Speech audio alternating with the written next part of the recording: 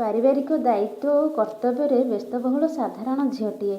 ଅବଶ୍ୟ ସେ ଟିକେ ଦୁଷ୍ଟ, ହେଲେ ନୁହେଁ ଜମା ନଷ୍ଟ। କେବେ କାହାରି ମନରେ ଦିଏ ନାହିଁ କଷ୍ଟ।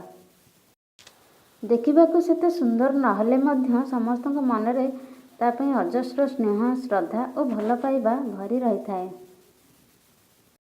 ନା କେଉଁଠି ଫାଲତୁରେ କଥା କହେ, ନା କାହାରି ଦୁଃଖ ଦେଖି ସେ ସହିପାରେ। ବାସ୍ ନିଜର କର୍ମକୁ ଧ୍ୟାନ ଦେଇ ଆଗକୁ ଆଗକୁ ଚାଲିଥାଏ।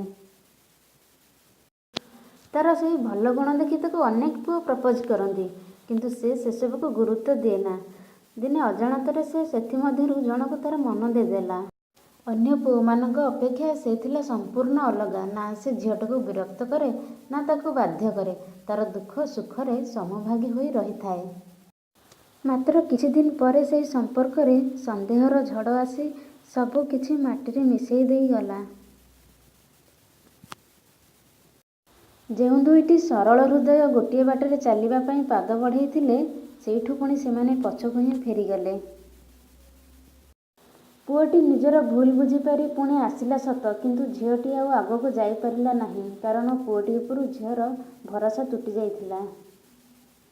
ବନ୍ଧୁଗଣ, ଏଠି ସମ୍ପର୍କ ଅଧା ଅଧୁରା ରହିବାର କାରଣ ଘୃଣା କି ଧୋକା ନୁହେଁ। ଭଲ ପାଇବା ଯେତେ ବି ଥାଉ ନା କାହିଁକି, ଯଦିଓ ବିଶ୍ୱାସ କି ଭରସାର ଊଣା ଥାଏ, ତେବେ ସେହି ସମ୍ବନ୍ଧରେ ରହି ହୁଏନି।